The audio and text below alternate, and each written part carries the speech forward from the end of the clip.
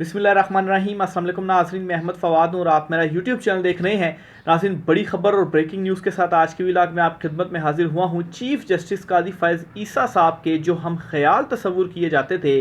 वो अब आहिस्ता आहिस्ता इनका साथ छोड़ते जा रहे हैं। यहाँ तक कि माजी का एक अहम तरीन ग्रुप जिसने चीफ जस्टिस कादी फ़ैज़ ईसा के साथ उस वक्त स्टैंड लिया था जब इनके अगेंस्ट एक रेफरेंस आया था और वो जो मनी ट्रेल वाला मामला था, जो प्रॉपर्टीज़ वाला मामला था, और उस मामले से जब चीफ जस्टिस कादी फ़ैज़ ईसा साहब बच गए थे तो इस ग्रुप ने बड़ा उनका जो साथ है वो दिया था। और अब ये ग्रुप जो है उसने भी चीफ जस्टिस कादी फ़ैज़ ईसा पर अदम एतमाद का इजहार कर दिया है। ना सिर्फ अदम एतमाद का इजहार बल्कि एक इनडायरेक्टली एहतजाज या हड़ताल आप कहें या बाइकाट कहें, इसका भी उन्होंने जो इंडिकेशन है वो दे दिया है। मामलात कैसे तसादुम की तरफ बढ़ते जा रहे हैं, कशीदगी शिद्दत इख्तियार करती जा रही है ख़ास तौर पर अदलिया के अंदर, और चीफ जस्टिस कादी फ़ैज़ ईसा के अगेंस्ट इस पर कुछ अहम तरीन तफसीलात हैं। एक्सक्लूसिव डिटेल्स आपके साथ में शेयर करूँगा। और इमरान खान साहब की पॉपुलैरिटी के हवाले से एक सर्वे सामने आया है, इस पर भी कुछ तफसीलात आपके साथ में शेयर करूंगा। और इस सर्वे के बाद आपको मालूम पड़ सकेगा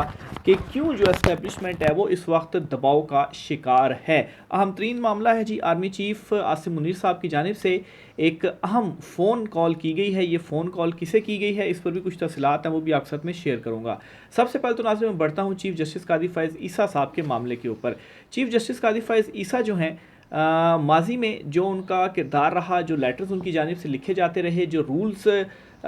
ख़ास तौर पर जजिस की तैनाती के हवाले से जो उनका एक स्टांस रहा, बिल्कुल बरअक्स इस वक्त चीफ जस्टिस कादी फ़ैज़ ईसा का किरदार है। यानी कि माजी में कुछ था और इस वक्त कुछ है। यहाँ तक कि साफ नज़र आ रहा है कि कैसे वो वो कहते हैं ना कि फेवरेटिज़म किया जा रहा है। मर्ज़ी की जो चीज़ें हैं वो की जा रही हैं चीफ जस्टिस कादी फ़ैज़ ईसा की जानिब से। ख़ास तौर पर जो chief justice Peshawar high court का लेटर सामने आया था कि वो रिटायर हो गए और इस दौरान सुप्रीम कोर्ट ऑफ पाकिस्तान में 3 जजिस की असामियाँ भी खाली थीं और वो सीनियर जज भी थे, लेकिन उसके बावजूद उन्हें कंसिडर नहीं किया गया सुप्रीम कोर्ट ऑफ पाकिस्तान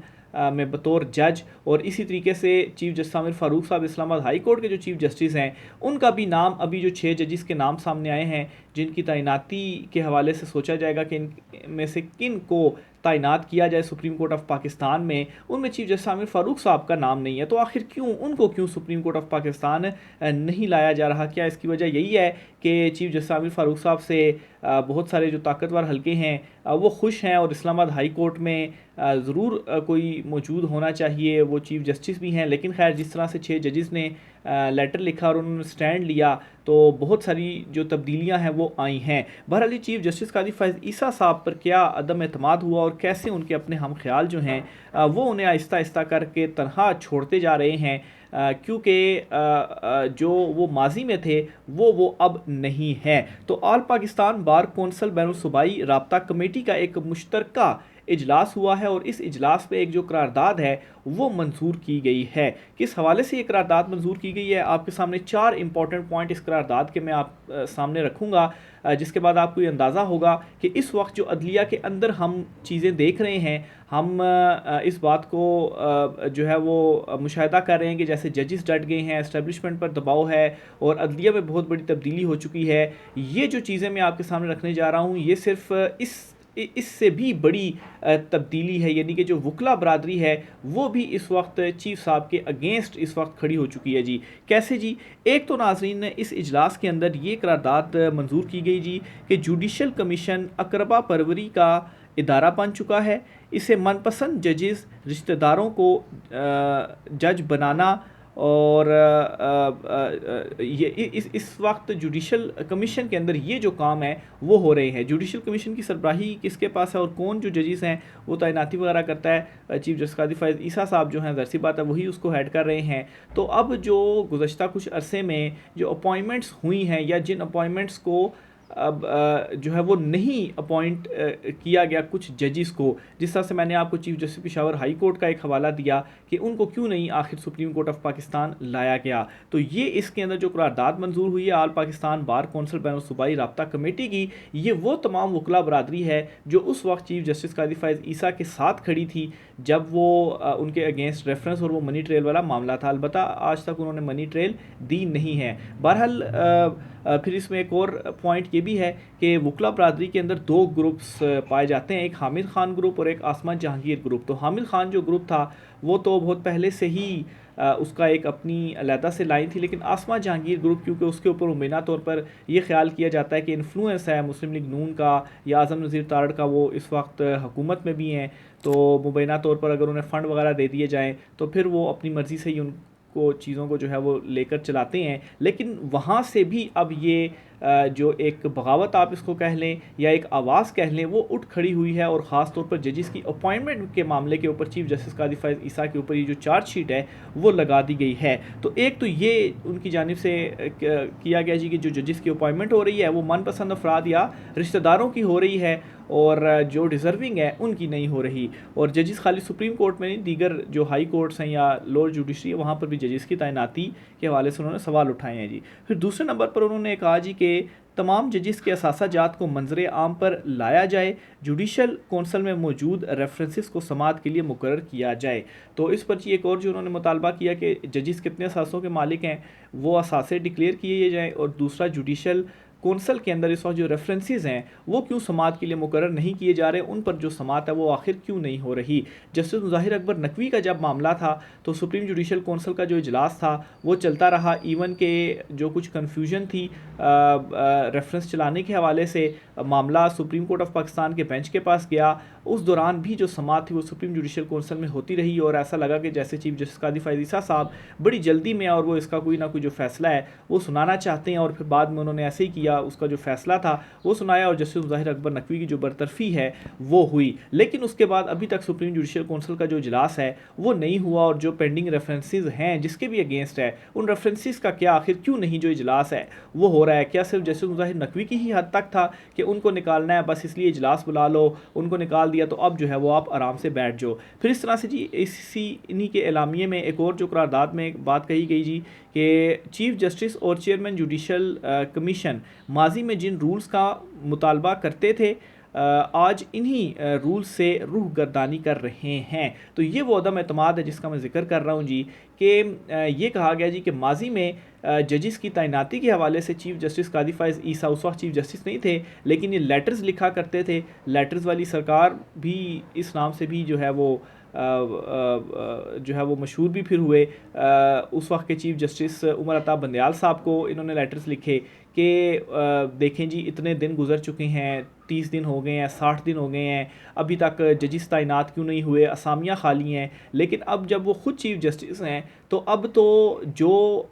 वो उस वक्त के चीफ जस्टिस उमर अता बंदयाल साहब को एक टाइम पीरियड का हवाला दिया करते थे, उस टाइम पीरियड से खुद एक्सीड कर गए हैं, लेकिन अभी तक जजिस की जो तैनाती है वो नहीं हुई। और chief justice Peshawar high court को सुप्रीम कोर्ट ना लाकर इवन के पेशावर हाई कोर्ट के चीफ जस्टिस ने लेटर एट द एंड लिखा कि ये उनके साथ ज़्यादती हुई है और उनको अपॉइंट क्यों नहीं किया गया, वो डिज़र्विंग भी थे और असामियाँ भी खाली थी लेकिन फिर भी नहीं किया गया। तो ये चीफ जस्टिस कादी फैज़ ईसा साहब के ऊपर एक और बड़ा सवाल है, और इस पर यह भी उसमें कह दिया गया जी कि आपका जो रोल है, आप जो पहले कहा करते थे अब आप उन तमाम तर बातों से रूहगर्दानी कर रहे हैं, यानी कि आप उन बातों के ऊपर अब खुद इम्प्लीमेंट नहीं कर रहे। जब आप खुद चीफ जस्टिस बने हैं तो फिर आपने अलहदा ही अपनी एक जो लाइन है वो जो है वो ले ली हुई है। फिर आखिर में उन्होंने कहा जी कि बग़ैर रूल से कोई तैनाती कबूल नहीं करेंगे। तो कुछ रूल्स, एक कमेटी बनी थी सुप्रीम कोर्ट ऑफ पाकिस्तान के, कुछ रूल्स उन्होंने सजेस्ट भी किए थे, लेकिन वही है कि अभी तक जो इजलास है वही नहीं हो सका। एक हुआ इजलास लेकिन वो फिर साथ ही ख़त्म हो गया, और उसके बाद अभी तक कोई इजलास नहीं हुआ। तो इजलास होगा तो उसके बाद उन रूल्स के ऊपर डिस्कशन होगी और फिर नई जजेस की तैनाती और दीगर चीज़ों के ऊपर होगी। लेकिन एक बात इन्होंने क्लियर कर दी है कि बग़ैर रूल्स के अगर कोई जो तैनाती है वो की गई तो उस तैनाती को कबूल नहीं किया जाएगा और जो हड़तालों का फिर सिलसिला है वो होगा। तो चीफ जस्टिस कादी फैज़ ईसा या अदलिया के अंदर एक महाज तो ये खुला हुआ है कि जो जजेस हैं वो टट गए हैं, उन्होंने ये फैसला कर लिया है कि आईन कानून के मुताबिक ही उन्होंने चलना है। ख़ास तौर पर 8 फरवरी के बाद जो एक रवैया अदलिया का तब्दील हुआ, तो अब जो वकला बरादरी है, एक तो वो ग्रुप था ना जो कि ऑलरेडी उनकी अपनी एक डायरेक्शन थी, एक वो ग्रुप था कि जो चीफ साहब के साथ था, उनके साथ खड़ा होता था, माजी में भी खड़ा हुआ, अब वहाँ से भी ये जो आवाज़ है और बड़ी स्ट्रॉन्ग आवाज़ और बड़ा स्ट्रॉन्ग जो मैसेज है वो दे दिया गया है। अब देखेंगे चीफ जस्टिस कादी फ़ैज़ ईसा साहब जो हैं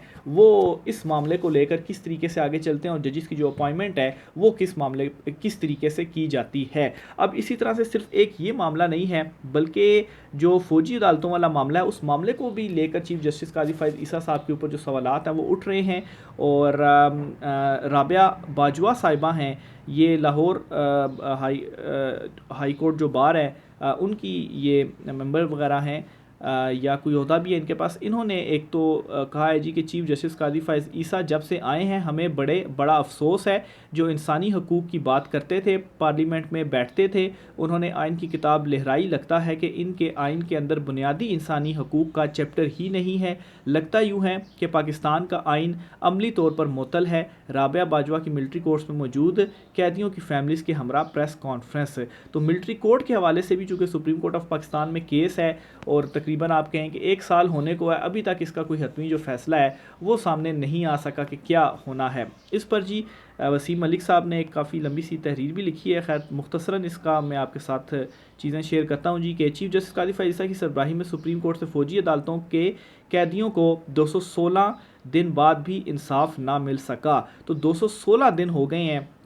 इनमें से जी जो 20 अफराद थे उनका साल मुकम्मल हो गया तो उनको रिलीज़ कर दिया गया, सुप्रीम कोर्ट को बता दिया गया, सुप्रीम कोर्ट ने वहाँ तक तो चलो एक्सेप्ट कर लिया, लेकिन अभी तकरीबन 84 अफराद हैं जो अभी तक मिलिट्री कस्टडी में हैं और उनका वहाँ पर यही है कि ट्रायल तो मुकम्मल हो गए हैं लेकिन अब उनकी कितनी सज़ाएँ हैं वो सारी डिटेल सुप्रीम कोर्ट में सबमिट होनी थी, लेकिन अभी तक सुप्रीम कोर्ट ऑफ पाकिस्तान की जो समाअत है जो 6 रुकनी बेंच बाद में बनाया गया था उसने अभी तक इस केस की जो समाअत है वो ही नहीं की। इसका थोड़ा बैकग्राउंड ऐसे है कि पहले 5 रुकनी बेंच था, उस 5 रुकनी बेंच ने तो ये करार दे दिया था जिसकी सरबराही जस्टिस इजाज़ुल एहसन साहब ने की, जिन्होंने बाद में फिर इस्तीफ़ा भी दे दिया कि फ़ौजी अदालतों में सिविलियंस का ट्रायल नहीं हो सकता। लेकिन फिर जो 6 रुकनी बेंच था जी इन्होंने आकर उस फैसले को उड़ा दिया और फिर जो ट्रायल है वो भी हुआ, लेकिन